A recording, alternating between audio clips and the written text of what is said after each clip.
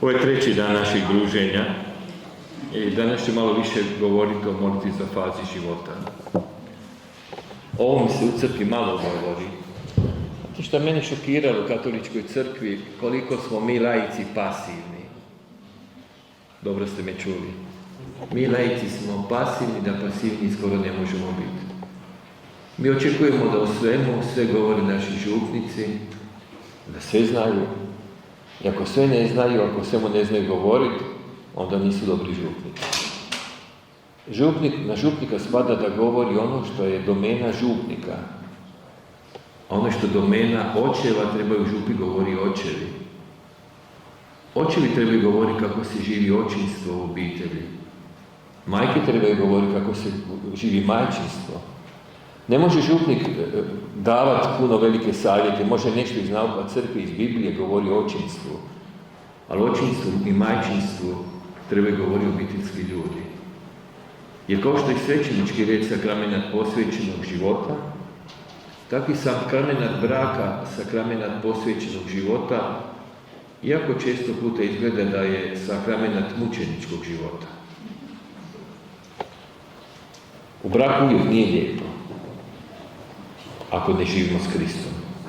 Ali ako živimo s Kristom, onda je zaista brak dio neba na zemlji. I ja sa Erikom na početku sam imao bračne krize. A znate, uvijek svaki od nas misli u braku da je u pravu. Tako sam ja pomislio, moja žena neke stvari radi krivo. I htio sam joj reći, Erika, ako to ne promijeniš kod sebe, ne znam kako će naš brak dalje ići. Ali prije odluke da ne kažem neke stvari odlučno, ja sam se pomolio. I pitao sam Isusa, Isuse, što ti kažeš? A Isus je rekao, napiši Eriki pismo. Počmi ovako.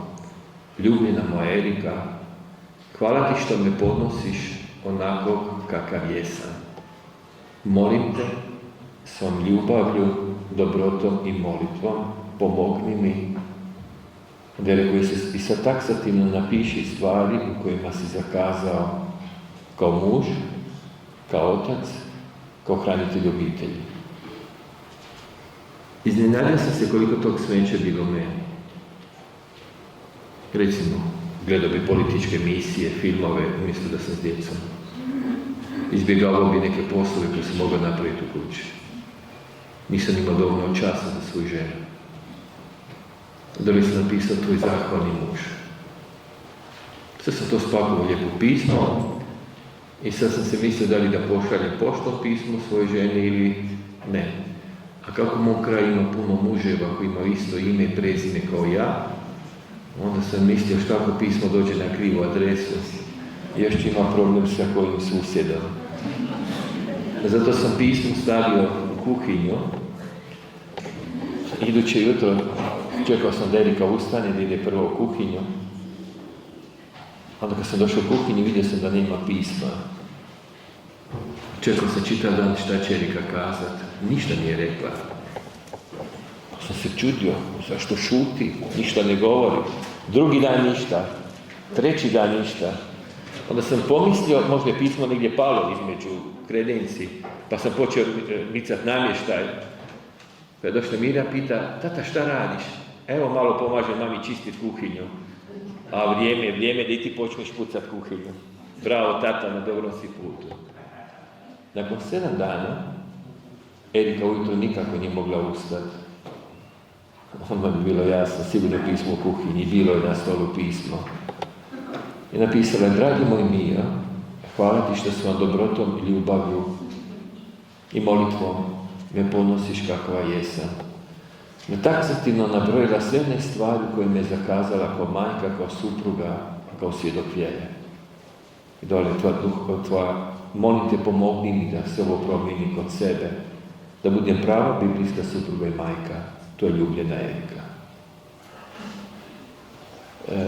Bitan je način na koji komuniciramo obitelji. A najbolje ćemo promijeniti drugoga ako promijenimo sebe. A sebe moramo tako promijeniti da mi iz dana u dan sve jači smo u vjeri.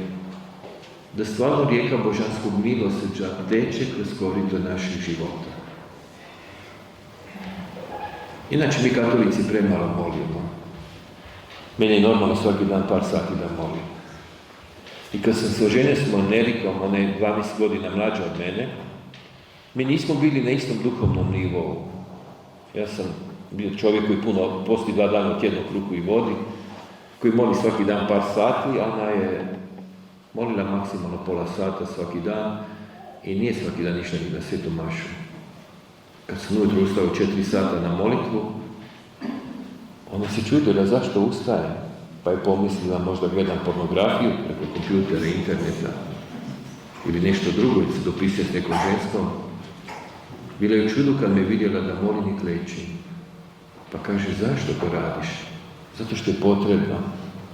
Danas to ne možeš shvatiti. Nija kad sam imao tvoje godine nisam shvatio zašto treba dugo moliti. A danas shvaćam. I vjerujem što budem stariji da ću sve više moliti. Jedna je od poruka Gospod Međugorju rekla, kad molite prvu krunicu, vi se tek smirite. Kad molite drugu, onda vaš duh se sve više diže u nebeske visine, a kad molite treću, doživljavate susret s Gospodinom, osjetite ljepotu molitve. A mi najčešće ostanemo na jednoj krunici. I nikad se ne dignemo u nebeske visine. Ja znam da je možda teško svaki dan moliti sat, 2 vremena, ali nađite dan, 2 u tjednu kad ćete malo duže moliti, kad ćete dobivati iskustvo molitveno, kad ćete se stvarno u kontemplaciji, u meditaciji dizati u nebeske visine i doživljavati blizinu neba, blizinu anđela, blizinu svetih, Majke Božje. I kad dobijete vi iskustvo molitve, onda prvo što ćete želiti kod svoje djece ih naučiti, moliti da i oni dobiju iskustvo molitve. I moja djeca su sklona grijehu, koji i ja, naravno. I najteže stjecano u pubertetu. Kad je Mirjam imala 15 godina, onda sam primijetio da je svake nedjelje jednu klupu u crkvi bliže izlazu. Na kraju je bila ispred crkve i na mobitel se dopisivala s prijateljicama. Ja sam to sve slikao s prozora, da ima dokumentirano, i po maši sam mu rekao, naš Mirjam, ti više ne trebaš ići u crkvu. Bog ne treba promatrače, nego aktivne vjernike.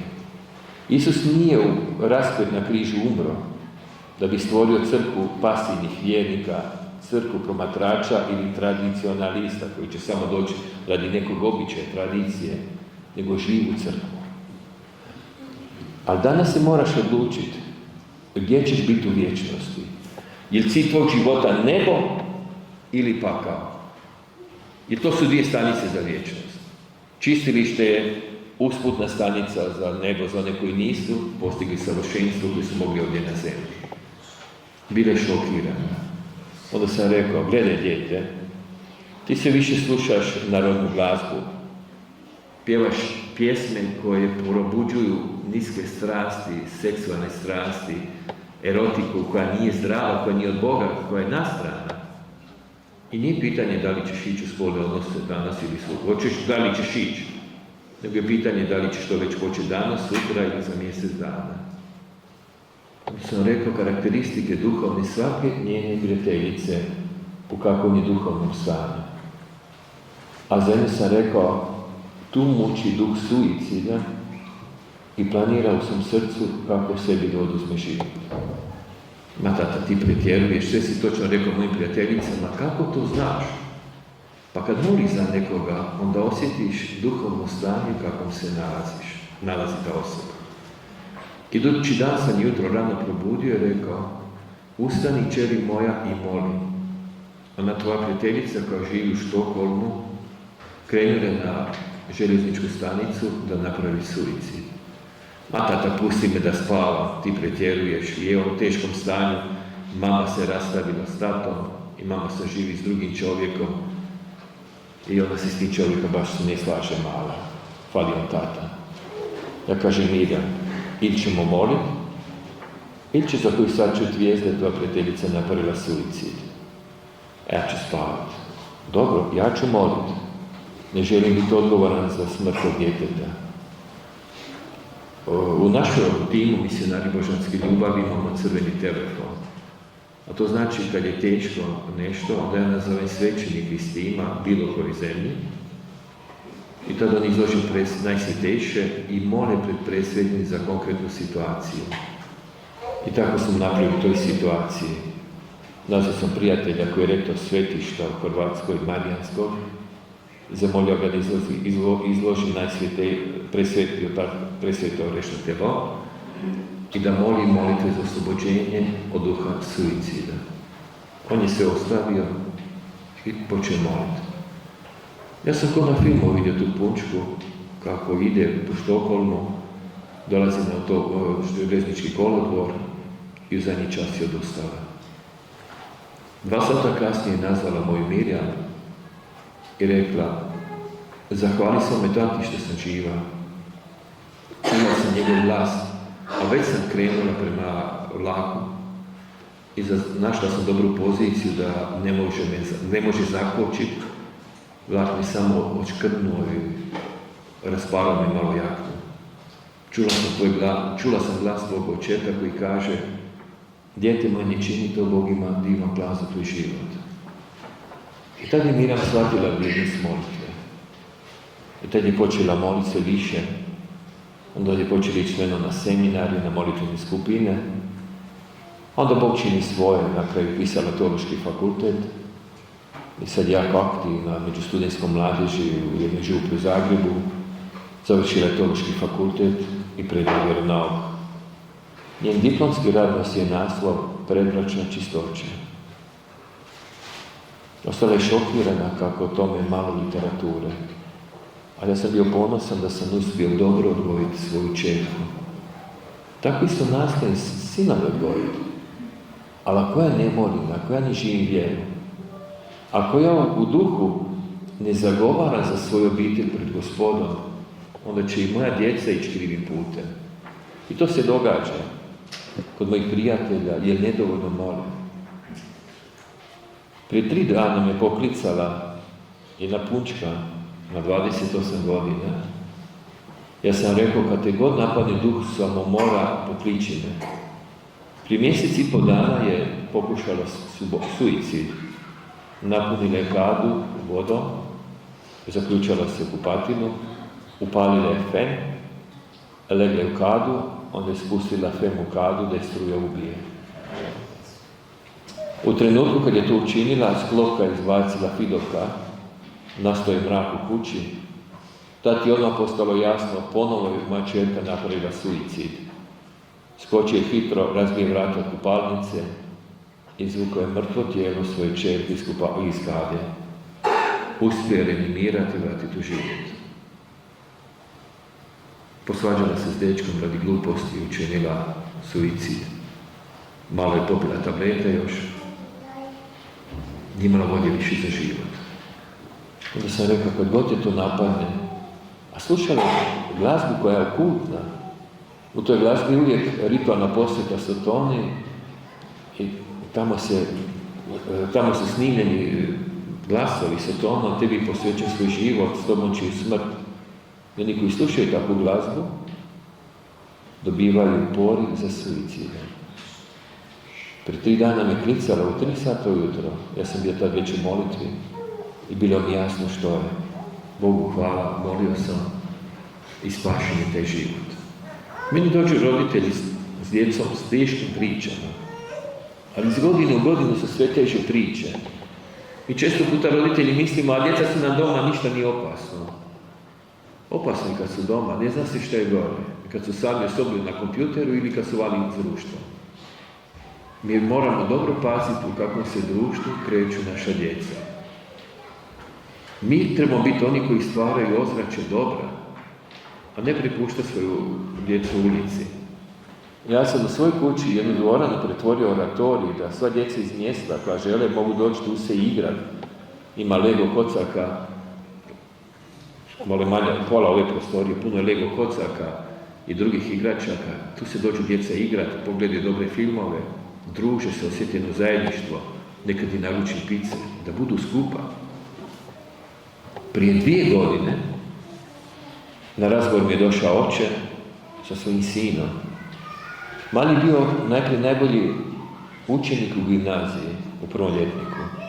U drugom je bio vrlo dobar, u trećemu jedva je prolazio, a u četvrtom nije htio više ići od straha u školu. Čudili su se. Šta se to dogodilo s njihovim otrokom? Je netko napravio neko prokletstvo? Onda sam počeo moliti za malog, ima je puno strahova. I na koncu ja sam rekao, sinko, ja te vidim da si ti u nekom ritualu sudjelovao. Možda nisi direktno, nego indirektno. Tad je zajokao i rekao, ja sam slušao jedan poznati satanistički ženski sastav. A te ženske su u tom sastavu onako polugole odjevene. Skoro malo imaju više robe nego Eva. I pjevaju baš satanističke pjesme.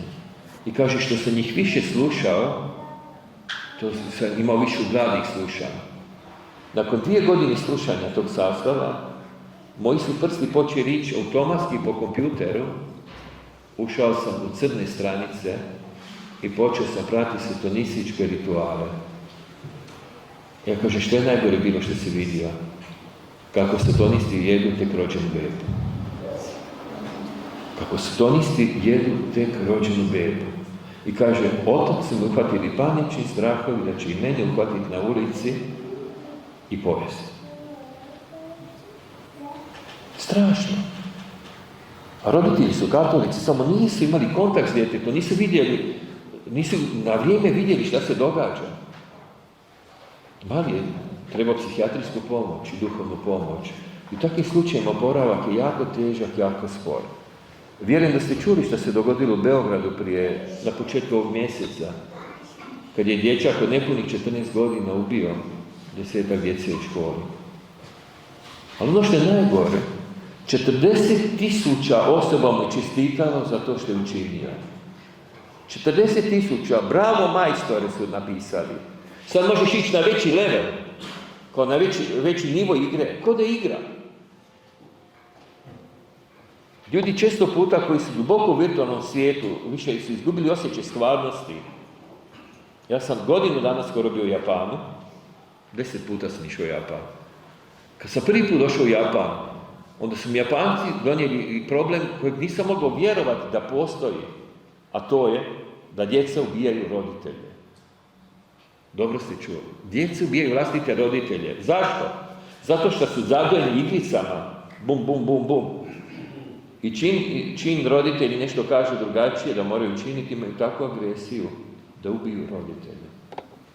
To je sad došlo u Europu, u Ameriku, da djeca ubijaju se međusobno. Jer duh ubojstva, duh nasilja je uništio savjest preko igrica.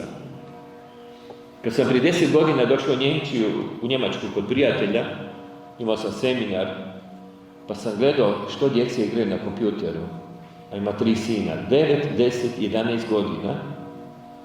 Išli su lov na medvjeda, lov na kloka u Australiji. Ja kažem, a koja je glavna igra? Lov na čovjeka. Jel igrate to? Da, svaki dan. Kad je to 9 godina, svaki dan puca u čovjeka, njegova savjest postaje mrtva. Gubi se. Njemu postaje normalno ubijati. On izgubi granicu između onog što je film, igra, virtualni svijet i stvarnost. Jer nije se psihički razvio. Nije razvijena osobnost. I to se namjerno radi da je sve više djece uništeno. Onda usto ide droga, alkohol. I sad imamo takvu situaciju, ja gledam na Njemačkoj, kažu mi psihijatri, u bolnicama nemamo mjesta za tinejdžere koliko ih ima. Kaže, sa 18 godina već su probali seks sa drugim spolom, istim spolom, sa životinjama. Naputani su svim mogućim drogama i alkoholom. I sad su kao zombi. Prije 3 tjedna imao sam seminar u Hrvatskoj, u komuniji, sestre Bernardice, za slične takve. Najmlađa osoba bila 22 godine, najstarija 52. Jednostavno ih stavi na jedno mjesto, kljuka ih sedativima, da tu polako umiru, jer više nemaju izlaza kako riješiti njihove ovisnosti. Ovdje su uglavnom svi roditelji. Zato ću vam neke stvari reći koje su bitne da znate kako treba živjeti da bi vam djeca bila normalna. A najprije vi trebate biti normalni roditelji. Nadam se da ste većina jučer bili i slušali što sam govorio o moralnom, materijalnom i duhovnom redu. Kad sam prije 24 godine u Stuttgartu imao seminar za Hrvate, jedan dan sam imao samo za otroke Hrvata u Stuttgartu. Bilo je vrijeme pred Božić i uprašao sam otroke, što želite da vam Isus donese za Božić? Znate što su otroci rekli? Da tata i mama imaju više vremena za mene. Nisu željeli nikakve igračke, samo blizinu roditelja. Navečer u 8 sati sam rekao, sad možete ići kući. Ne, Bartolomeo, pričajte, bar je vama stalo do nas. Bile subota. Naši roditelji subotom još više rade. Pored normalnog posla još imaju 1, 2 ili 3 dodatna posla, jer njima je samo najbitnije imati što više novaca. Naši će roditelji doći kad sve završe. Navečer, tek iza 10 sati, dolazili su roditelji po djecu. Žene su se takmičile koje će imati skuplju bundu, a muževi koji će imati bolji Mercedes ili BMW. A djeca gladna njihove ljubavi. To je strašno. Djeci ne trebaju skupocjene aute ni skupocjeni pokloni. Djeci treba blizina i ljubav roditelja. Mi, roditelji, trebamo biti najbolji prijatelji naše djece. A kako to postići? Prvi korak. Rekao sam jučer, najgore što možete učiniti za svoje dijete je da je začeto izvan katoličkog braka, nakon abortusa i da nije kršteno. Ako ste učinili bilo koji od ovih 3 napaka, onda ste već na jedan način uništili svoje dijete. Ako želite najbolje svom djetetu, onda ćete mu dati najbolje, a to je da je začet u katoličkom braku. Drugo, da je začet u zdravoj utrobi, a ne utrobi u kojoj se dogodila nasilna smrt otroka. Danas imamo u Europi koncentracione logore kod većine maternica žena. Kad sam radio u Hrvatskoj statistiku, koliko ste otroka rodili, koliko ste abortirali, namjerni pobačaj, ne govorimo o spontanima, onda često puta su brojevi namjernih pobačaja bili daleko veći nego rođenje djece. Rodilo je 2 ili 3, abortiralo 5, 10, 15, najveći broj je bio 64 koji sam čuo. Mnogi su mi majke govorile, od kad su činile splav, da su čule kako joka njihov otrok po noći splavlja. Kako dijete čuje dijete da nemirno diše, osjeća da nešto fali. I kaže, ko nora sam išla po kući, traži gdje je moj otrok, nigdje ga nema. I te kad su prikazali, kad su ispovedili to, i oče i mati, prikazali svete mise za splavljenog otroka, zamolili Mater Mariju da da krstno ime otroku ili Sveti Josip, molili da Jezus da milost otroku da oprosti i da oni mogu oprostiti sebi, jedan drugom i doktoru, onda su dobili mir. I to nije sve. Treba moliti za otroke koji su začeti iza splava. Jer utrobu u kojoj se dogodio splav tlače, muče 3 demona. Demon smrti, straha i trauma. Ponavljam, demon smrti, straha i trauma. Ja radim 40 godina s narkomanima. Oko 90% narkomana su djeca začeta nakon splava, koji nikad nije, nažalost, saniran dok nisu došli na moj seminar. I ta djeca su senzibilna, oni osjećaju ugroženost za život. Onda traže pomoć na krivom mjestu, u drogi, alkoholu, okultnoj glazbi. I samo to nese više i više. Onda pitaju mene roditelji, kome je prokleo? Niko. Jeste učinili to? Jesam. Onda tek postanu svjesni koliko zlo su učinili svoje obitelji. Jedna majka mi je došla na seminar ljutita i kaže, Bog nije pošten. Ja kažem, zašto, gospođo? Uzeo mi sina u 16. godini života. jedinca. Kakav je to Bog? Ja kažem, gospođo, smirite se. Ona još sva ljuta. Smirite se, gospođo, ima vas nešto pitati. Reci. A onih 5 koje ste vi ubili po srce, koliko ste njima dali možnost da žive? Čim ste spoznali da ste trudni, vi ste ih ubili. Otišli ste na abortus. Nisam željela da moj sin dijeli bogatstvo s njima. Željela sam da ima kuću, vikendicu, auto, da sve ima. Da bude najbogatiji u vasi. Ja kažem, imate vi braću i sestre? Pa imam. Pa smo teret. Pa nisu, volimo se. Jeste se ikad prašali kako se vaš sin osjeća? Koliko patište sam? I koliko čuje vapaje svojih splavljenih braća i sestara? Onda je zajokala i postala svjesna što je učinila. Bog nas ne sili da ima koliko ćemo imati djece. Ali moramo imati onoliko djece koliko ih moramo odgojiti u svece. Ni više ni manje. Nijedan roditelj nema pravo oduzeti život svome otroku. Nema toga prava. Bog jasno kaže ne ubij. Ja sam govorio jučer u crkvi ili jutros kako su doktori savjetovali abortus i za Mihajla i za Danijela. Za prvog jer je teško bolan, za drugog jer ima mozak. Ali mi smo rekli da smo kristijani i da je to protiv zakona crkve. I da vjerujemo da je Bog ima plan za tu situaciju. Mi malo poznamo Boga. Isus kaže, budite savršeni kao što je savršen Otac vaš nebeski.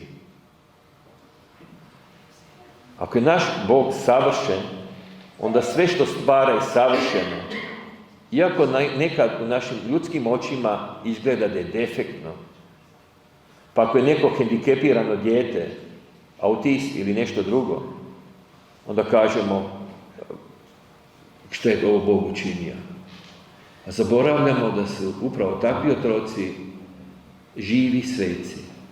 I tek kad dođemo u nebesa, shvatit ćemo koliko su milosti svojim trpljenjima izmolili za cijele obitelji. Ja radim puno sa obiteljima koji imaju hendikepiranu djecu. I kad umru njihova djeca, onda kažu, ovo dijete nam je bilo najveći Božji blagoslov. Vratilo nas je Bogu. Donijela je radost u naše družine. Donijela je ljubav i molitvu naše družine. Toliko nam fali od kad je otišlo k Bogu. Svaki život ima svoju vrijednost. Ja sam najviše o vjeri naučio od jedne žene, bake, koja je ležala 20 godina nepomična na krevetu. Sve svoje molitve i patnje prikazivala za duše u čistilištu. I od nje sam naučio koliko je bitno moli za duše u vicah.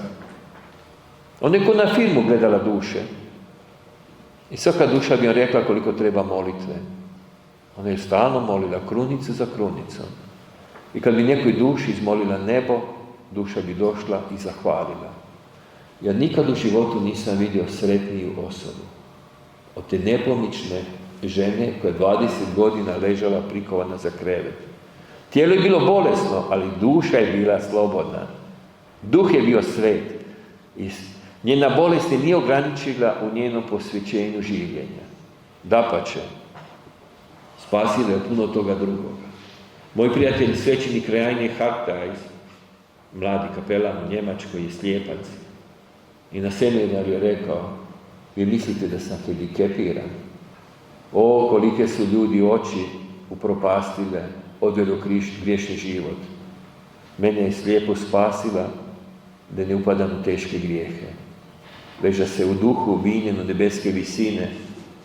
I zahvaljujući sljepoći, ja sam se posvetio sve više molitvi.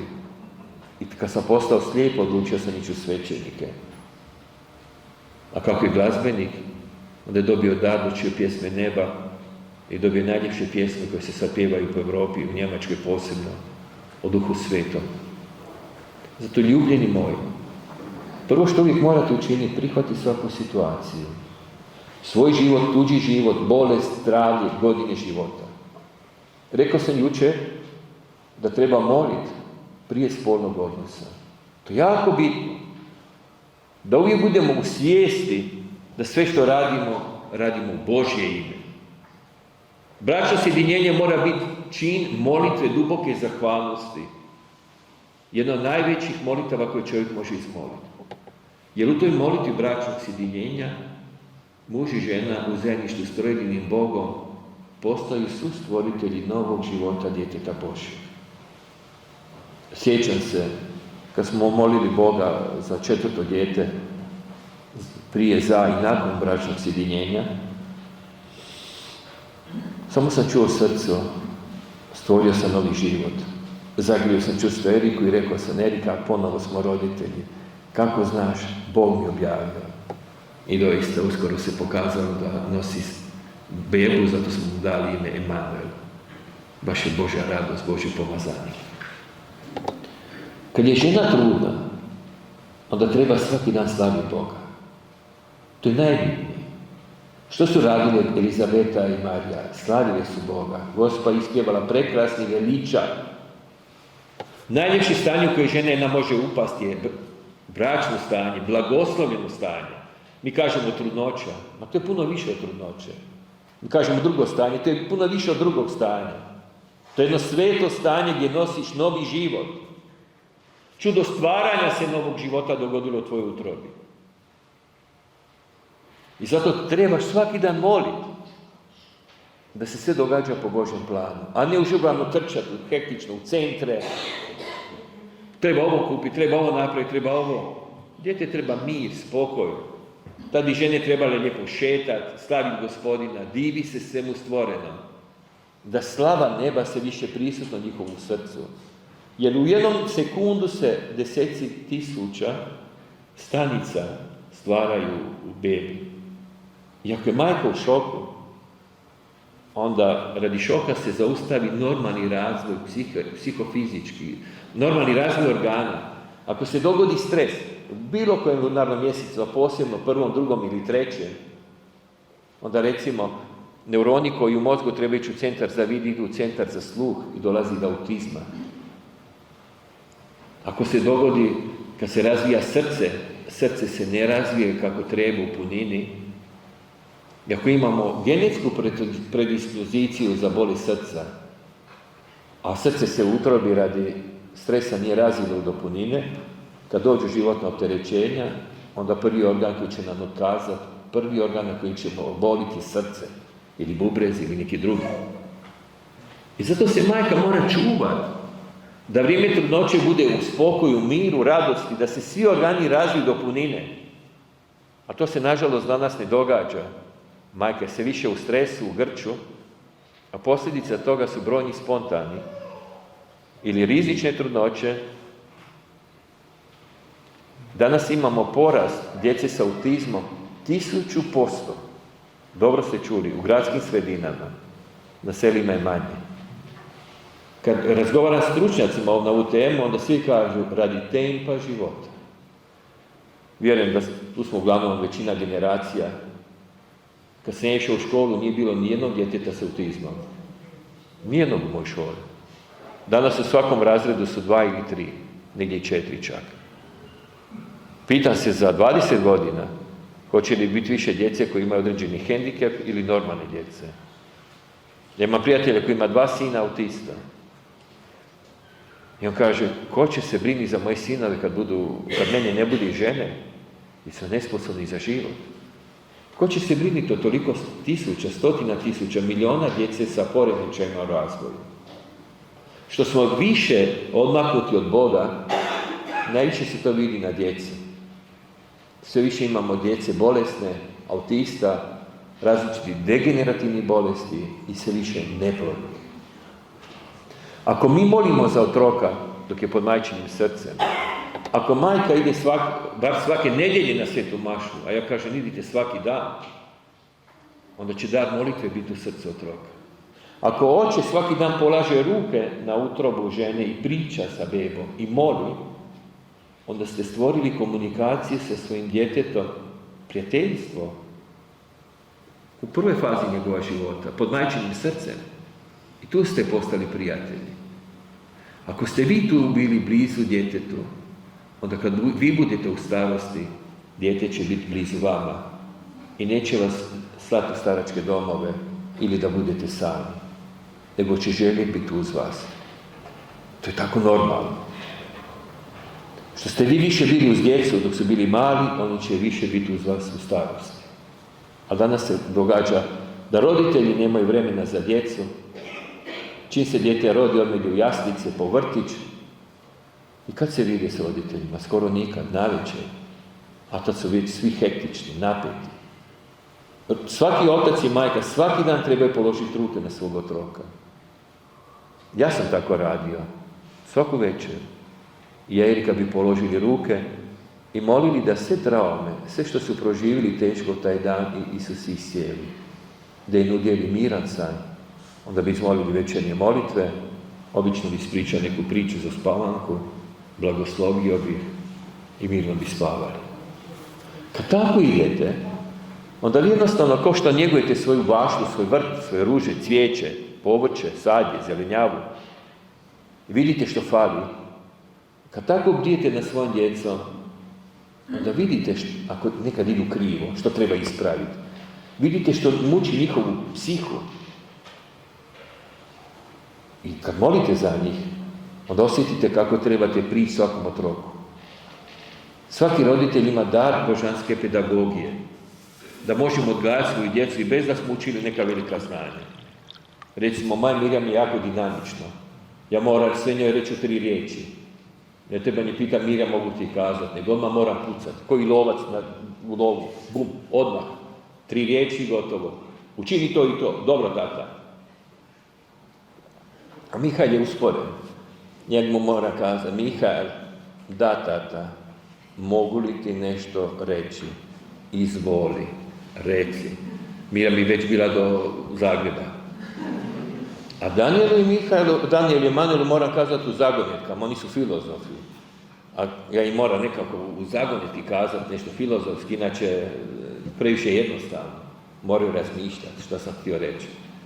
Pa tako evo recimo, Danijel kad je krenio u Splitu školu, onako jako izgodan, kad vidite u Dalmaciji puno cura oko njenog fanta, znajte da je to moj Danijel. Onda mu ja kažem, ideš u školu, znaš, odveden ga na autobusnu stanicu, pa ide sat vremena sa autobusom.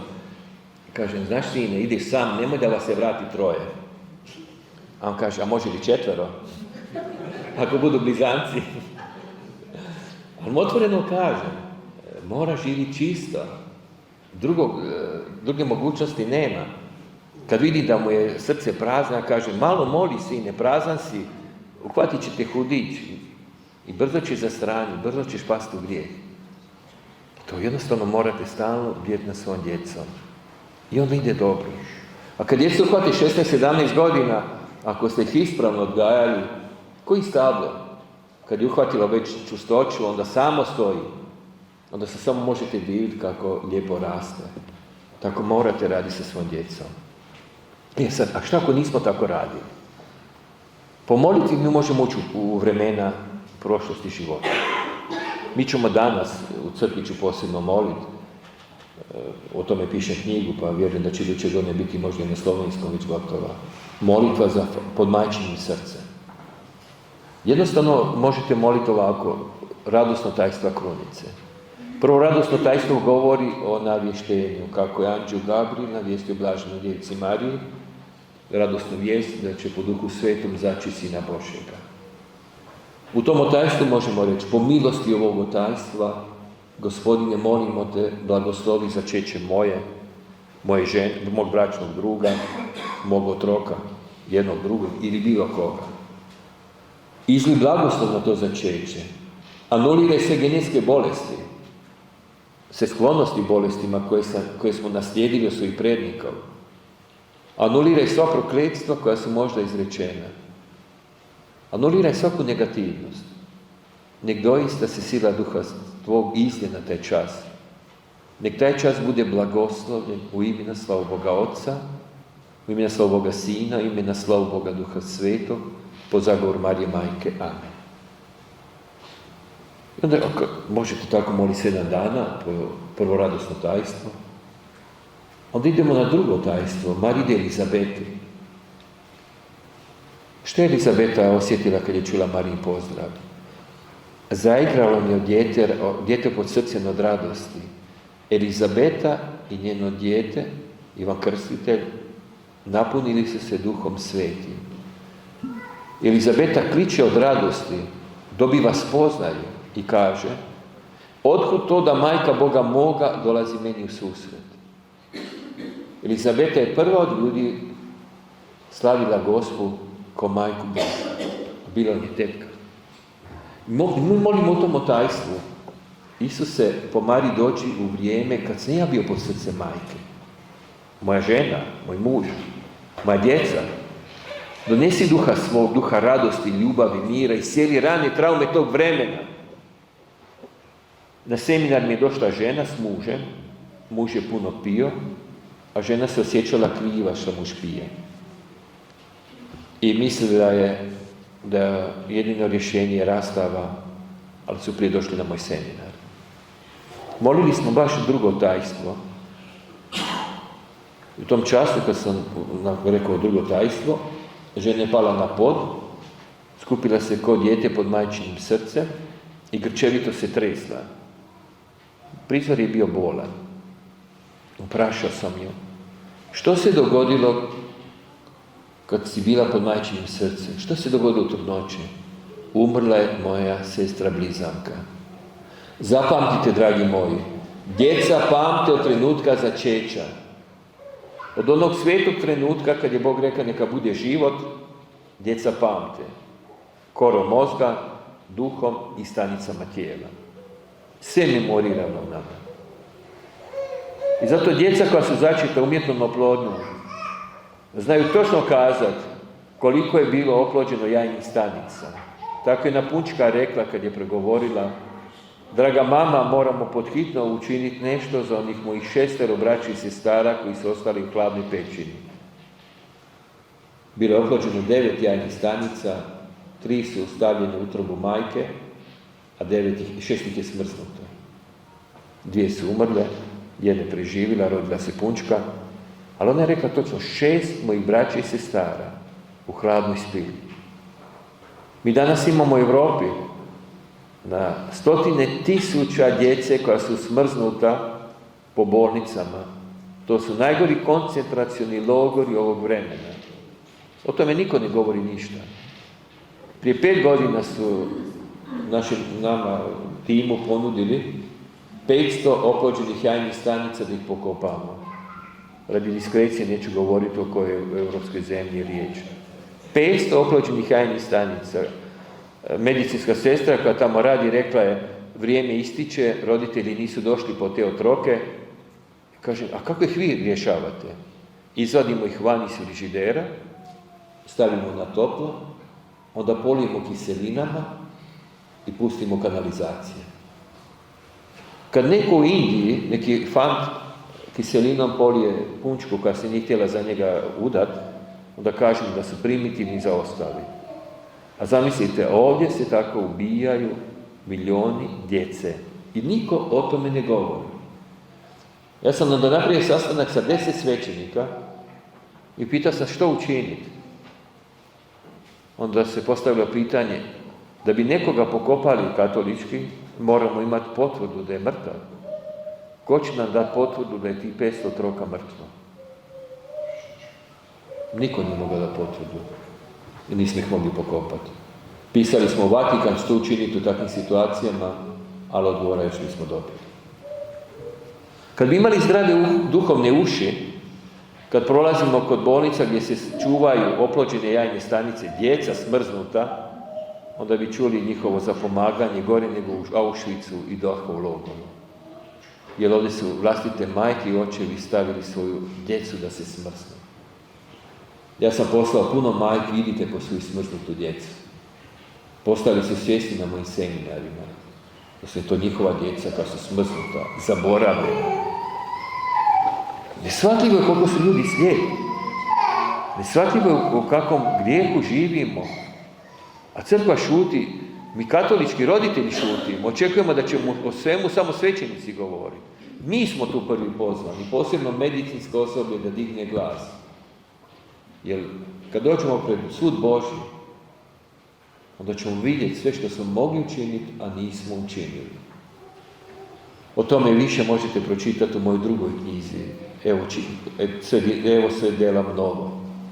O tim koncentracionim današnjim govorima. Vratimo se na onu priču.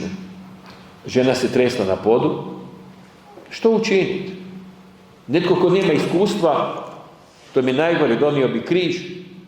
Tako su, kad mi jedna punčko pala na pod i počela se tresti, onda je organizator seminara donio križ i kaže, mi tjere hudiće iz nje. A ja sam rekao, gdje je hudić? Pa u njoj vidiš kako ima reakciju. Vidim reakciju, a ne vidim hudića. Vidim punčku koju otac nikad nije u životu zagrlio. Malo je nezgodno da ja kao muškarac uzmem djevojku u krilo i da je grlim.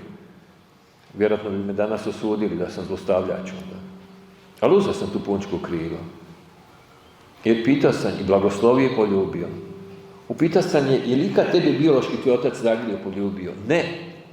Ne znam ko je. Moja majka bila u griješnoj vezi, ostala je trudna sa oženjenim čovjekom i kad je rekla da je trudna, on je rekao ti novce, riješi se tog tereta. Ona je bila, rekla, ako sam učinila jedan grijeh, neću drugi.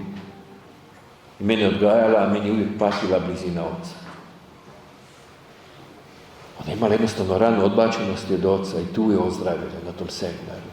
Ili, na seminar mi je došao mladi kapelan koji pije. U Dalmaciji su ulice uske u Trogiru, Splitu, pa sreća nije mogao pasti, udare od zida do zida. Onda je došao na seminar, sam pitao, Isuse, kako mogu pomoći? Isus je rekao, neka ga jedna majka zagrli i blagoslovi ko majka. I to je činila jedna majka. Nakon toga on je digao ruke i rekao, hvala ti Isuse, sad znam da sam normalan. Moja majka ovo nikad nije učinila.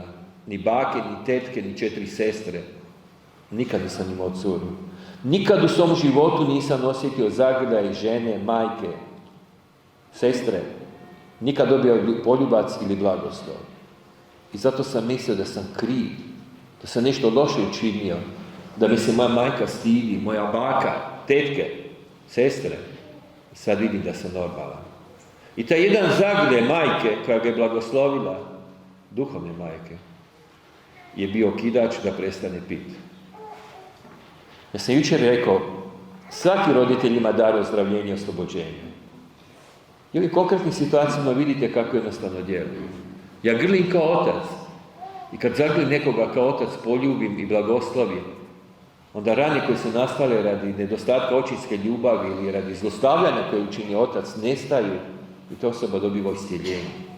To je sve tako jednostavno u duhovnosti. Pitao sam onu ženu što je bilo. Umrla mi je sestra blizanka.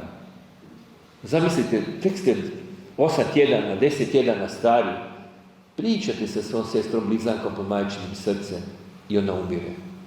Dirate njeno mrtvo tijelo. Kakav osjećaj će se kod vas razviti? Krivnje. Onda sam molio da Gospod dođe, kao što je došlo Elizabeti, da dođe u tu situaciju, da zagrli njenu majku. I vidio sam kako se to u stvarnosti događa, kako Gospa kao trudnica grli njenu majku dok je nju nosila po srce. A kad su se dvije žene zagrlile tako, njihovi otroci su jako blizu. I čuo sam kako Isus pjeva melodiju. I rekao sam toj ženi, tebi je dana posebna milost da sad čuješ pjesmu koju je pjevao Isus dok ga je nosila majka pod srcem. Ubrzo je počela pjevati u daru jezika, onda na njemačkom jeziku prekrasnu melodiju u kojoj Isus zahvalio Bogu Ocu na divan plan koji ima, što će ljudima donijeti radost, mir, veselje, ozdravljenje. Prestala je se trest, prestala je jokat, ustala je, došli do svog muža, zaplesali su ples kroz cijelu dvoranu, ona je stalno pjevala.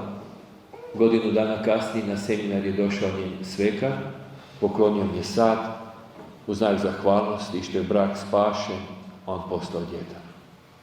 Zato kad molimo drugo radosno tajstvo, da molimo Gospod dođi u vrijeme koje sam ja i svi oni za koje molimo bili pod majčinim srcem. Dođe to vrijeme, donesi Isusa. Isus se iscijeli rane i traume tog vremena. I ja sam se tresao, o tome sam govorio. Jer je prije mene mama izgubila 2 djece, imala je spontani. Trebalo mi je 5 mjeseci molitve dobrih da dobijem mir. Nije nikakvi hudić u pitanju, nego trauma. Ostale su rane, a onda hudić dijelio kroz te rane. U 3. tajstvu molimo za blagoslovljeno rođenje, porod. Bog je tako stvorio čudovito ženu da bi porod trebao biti bez bola. Ako nismo u Bogu, ako nismo u Božjem miru, ako nismo u spokoju, ako smo u grču, onda se sve iskomplicira. Nažalost, danas sve više imamo kompliciranih trudnoća. 50% trudnoća su danas komplicirane. I taj postotak raste. Što su ljudi dalje od Boga, sve više problematičnih trudnoća. Jer ne znamo se koristiti milostima. I zapamtite, mi jedino možemo normalno funkcionirati kad smo u pomazanju, kad smo u milosti Božoj, kad smo ispunjeni Duhom Božjim. Jer naše tijelo, duh i duša je stvorena u Bogu, po Duhu Božjem. Jedino može normalno naše tijelo rasti ako smo u milosti Božoj. Ako se odmaknemo od Boga, onda umiremo. Onda dolazi tamo naše srce, nemi, tuga, depresija i sve ono što jest znak udaljenosti od Boga. A kad se vraćamo Bogu, onda ponovo Duh Sveti sve više nas ispunja. Onda kao što kiša koja natopi suhu pustinju donosi novu plodnost, tako naša suha srca dolazi milost Božja i vraća izgubljenu plodnost i izgubljeni život. I sve postaje opet normalno. Posljedica toga su brojna ozdravljenja. I tako u 4. tajstvu molimo za prvu godinu života, a u 5. za ostatak života. Najkraće rečeno. Ali ponavljam, to je dosta komplicirana materija. Mi ćemo večeras moliti nad vama i u svetoj misiji ćemo moliti, a posebno kasnije nad vama. Ali bitno je da uvijek živimo s Isusom i da Isusa donesemo u sve teške situacije naših života. Na primjer, na seminar je došao bračni par, imali su već preko 40 godina, nisu imali otrok. Bili su više puta na umjetnoj oplodnji. Radi se o katoličkoj obitelji, muž i vjeroučitelj. Rekao se i najprije da trebaju primiti bolonjsko pomazanje, da ispovjede grijehe svoje naravno i da prikažu svete mise za sve otroke koji su začeti umjetnom oplodnjom, ali nažalost su otišli Gospodu i da ih posvete srcu Isusa u Mariju. Onda smo počeli moliti za faze života. I sve bilo u redu do 18. godine života. Za svaku godinu života smo rekli jednostavnu molitvu. Gospodine, molim te, nek ova godina, recimo, 18. godina života bude blagoslovljena u ime naslova Boga Otca, u ime naslova Boga Sina, u ime naslova Boga Duha Svetog, po zagovoru Marije Majke. Amen. Kad smo to rekli za 18. godinu, žena se bacila na pod. Počela je vrištat, čupat svoje kose, lupat nogama i glavom po podu. Netko ko ne zna ovu tematiku bi rekao opsjednuta, ima demološke reakcije. Ja sam čekao da se malo smiri, onda sam nju pitao, gospođo, što se dogodilo kad ste imali 18 godina? Što je bilo najbolnije u toj godini? Zaplakala je. Bio je četvrtak, sa svojim fantom smo slavili zaruke. Pekli smo jance na vatri. On je popio preveć, u pijanom stanju je pao u vatru, u žar, 2 sata kasnije umro. 2 dana kasnije, umjesto svadbe, bila je pogrebna povorka. To je bila takav stres za nju, koji nažalost nikad nije iscijeljen. A kad je žena u stresu, onda njen vaginalni pH skače, raste, ne može doći do plodnje. Ili ako je trudna, dolazi do spontanog. Kad je muškarac u stresu, onda njegova plodnost spada i ono što je plodan, spermatozoidi ne idu pravolinijski, nego rotiraju oko sebe i nikako ne može doći do plodnje. A šta se događa kad ulazimo u Božji mir? Vaginalni pH se normalizira, kod muškarca se plodnost povećava, spermatozoidi ne rotiraju oko svoje osi, nego idu pravolinijski, i dolazi do plodnje.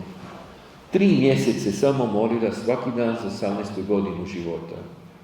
Smirila se. Sam rekao, nakon toga više ne dolazite na molitvu, nego doma se bračno darivajte. I naredne 3 godine dobili su 2 otroka. U 42. i 45. godini života postala je majka, odnosno postali su roditelji. Ja sam kroz ovakve seminare, posebno za faze života, doživio da su stotine bračnih parova koji su bili neplodni postali plodni. Da su žene koje su sa 30 ili 32-3 godine ušle u menopauzu, nakon seminara ili par godina kasnije, nakon molitava, dobili normalno menstrualni ciklus i rodili otroke sa 40 i više godina. Malo je nezgodno, ali kad imam takve seminare, onda znam sa sobom ponijeti vaginalne uloške, jer mnoge žene kažu, joj, dobila sam nakon 5 godina, pa pitaju na drugu, jesi ponijela ti, a kako nigdje nema dućana, onda za svaki slučaj ja ponesem, ili kažem ženama iz tima ponesite. Zato su mi najdraži otroci koji su tako začeti. To nije ništa posebno, to je sve normalno. Sad, kako se naše rane prenose na otroke? Imao sam seminar sa Arharom u Tuncama ovdje, to je blizu tako od vas, Tunce svetište. Ja. To ima već 20 godina. I kad sam molio za ozdravljenje našeg rođenja, ja sam bio zambonom, počeo sam tuliti kao malo dijete i zanjemio. Upao sam u stanje šoka. Crkva je bila puna ljudi, 100 ljudi je bilo u crkvi, ali ja nisam mogao ništa reći. Tu je bilo izloženo najsvetejše. Ja sam imao viziju, vidio sam otroka u inkubatoru kako umire. Ležao dijete bespomoćno. Onda je došla Mati Božja, došao je doktor i otvorio oči na silu otroku i rekao, ovaj otrok umire, gotove su njegove patnje. A čuo sam kako otrok moli, Bože, ne želim umrijeti, nego živjeti i proslavljati tvoja čudesna djela.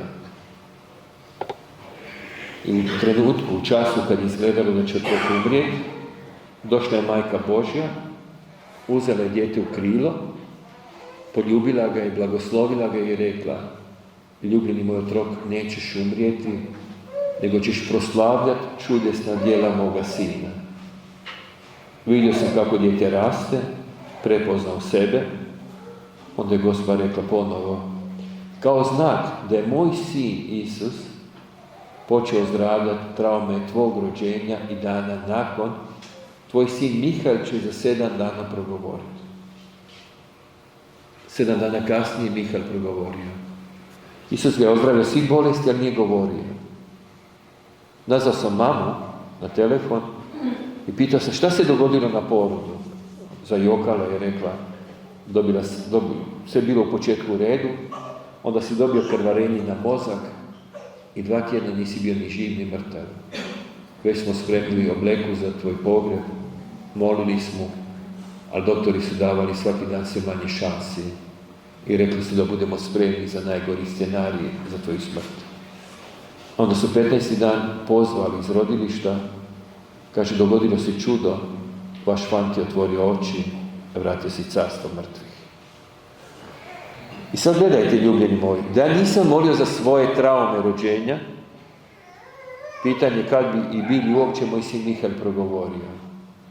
Jer traume koje mi imamo, najviše se vide na prvorođencima. Oni to najčešće dobivaju, traume od nas. Sve ono što proživimo za vrijeme reproduktivne faze, a reproduktivna faza je od trenutka začeća, dokle sve postajemo roditelji, prenosi se na naše potomstvo. Tako nastaju brojne genetske bolesti. Adam i Eva nisu imali nikakve genetske bolesti, ali u idućim generacijama ih je sve više. Radi čega? Radi grijeha najviše. Radi grijeha u svijetu. Pogledajte samo koliko toga se lošeg dogodilo u koroni. Koliko trauma, koliko strahova, koliko spontanih, koliko nemira u srcu. A što možemo s molitvom učiniti? Molitvom možemo ući u to vrijeme Možemo moliti da se sve negativno poništi, da se anulira i da buduće generacije našeg roda budu blagoslovljene. Kad je moja Erika rodila Danijela, upala je u tešku postporodilnu depresiju. Obično 10% žena nakon poroda upadne u takvu depresiju. Ta depresija traje negdje pola godine do godine. Kod moje Erike je trajala 5 godina. Javila se jedna bolest slična psorijazi. Počela da otpada koža s njenih ruku i nogu. Uhvatili su je panični strahovi u 32. godini života da će ju ostaviti, naći neku drugu ženu koja će mi rađati dalje djecu. Obnovili smo bračni savez, nije pomoglo. Surobu koja nije trebala našim otrocima davali smo druge obitelji. Erika je stalno jokala, zašto Bože ne mogu biti ponovo mama? Što učiniti? Imate 2 mogućnosti. Gledati kako vam žena propada i ne učiniti ništa. I drugu, prihvati situaciju, zahvaliti Bogu za tu situaciju i moli da se Bog u toj situaciji proslavi. Da objavi svoju svemogućnost, milosrđe i pravednost. Mi bi htjeli instant rješenja, da se sve dogodi po jednoj molitvi. Da dođe neki karizmatičar, stavi ruku ili duhovnik, pomoli se i da se sve riješi. Ne ide to tako. Sve ide postepeno. Neka se dogodi izvanredno čudo. Baš jedna gospođa koja mi je prevodila u Austriji, prošle godine je došla na seminar, prevodila je sad na njemački, i kad sam stavio ruku na njenu kičmu, imala je veliku kvrgu. Ja sam rekao, to su ti akumulirani stresovi. Napiši to Isusu, sve traume daj Isusu, predaj Isusu. I molili smo.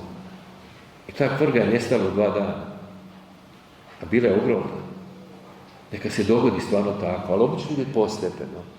Ja sam 5 godina molio za svoju suprugu. Svaki dan po par sati.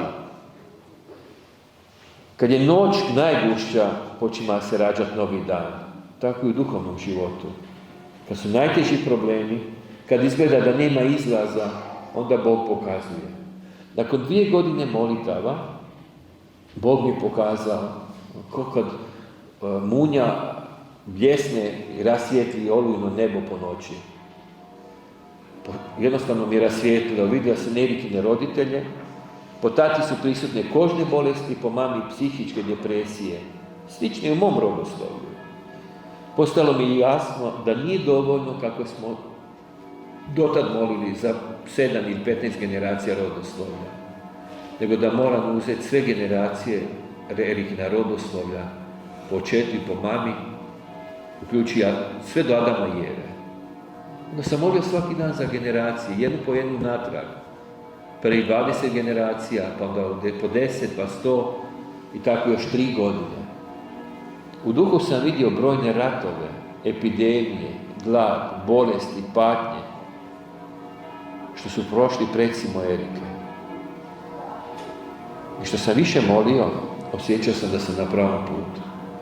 Nakon 5 godina molitve, obnovila se Eriki koža, vratila se radost u njeno srce i povikala jednog jutra, Bože, hvala ti što si me ozdravio, želim biti ponovo majka. I Bog nas je 2 mjeseca kasnije blagoslovio sa sinom Emanuelom. Ljubljeni moji, vjerujem da sve ono što ste čuli vas, bit će vam poticaj da molite više, da molite ustrajno i da konačno dopustite Gospodinu da se po vašoj vjeri i molitvi proslavi i objavi u konkretnosti vašeg života. Molim vas i danas na ceduljici napišite pisma Isusu. Posebno vi koji niste jučer bili. Napišite sve što vas muči i opterećuje. Zahvalite mu za dar života. Molite da vas ispuni svojim duhom, da bi stvarno kod ljudi od duha, ispunjeni duhom Božim, hodali ovom zemljom i činili dobro u Božje ime. Nemojte misliti da ovo što se događa u mom životu je čudesno. To je normalno. Ako se ne događa u vašim životima nešto ovako, onda niste u redu. Onda znači da ne molite dovoljno. Da niste duboko ušli u tajstvo Božjeg milosrđa. Poslušajte me i vidjet ćete kako je velik Gospodin. Za one koji nisu bili još na seminaru, dole na štandu imate Prvu knjigu 3 koraka vjere, drugu molitva za područje, evo čini sve novo, 12 molitava koje može moliti svaki laik. Te 2 su na hrvatskom i slovenskom. 3. knjiga Isus, dobri pastir, samo na hrvatskome, bit će uskoro na slovenskome. Naš Primož koji tu prevodi i prikrajuje. Ako Bog da, kod njega će imati iduće godine u 2. ili 3. mjesecu seminar, bit će i ta knjiga gotova. Svi koji želite da se potpišete u knjigu, rado ću činiti. Imate ove vrećice sa blagoslovljenim uljem, tamjanom, soli, vodom. I imate dole krunice blagoslovljene. Svi možete uzeti jednu. Ko moli više od 5 krunica, nek uzme 2, kad mu se potroši ima rezervu. Ako možete, ostaviti eur 2 koliko košta jedan ekspreso da možemo kupiti novu pošiljku krunica. Bilo mi je drago, ove godine sam naručio 14.000 krunica i nadam se da će faliti još i. Jer toliko ljudi dolazi i želi moliti i slaviti Gospodina. Hvala vam što ste došli u ovako lijepom broju. Hvala mom prijatelju Janezu. Upoznali smo se nedavno na telefon, ali čitav život smo skupa u krilu iste majke Marije. Amen.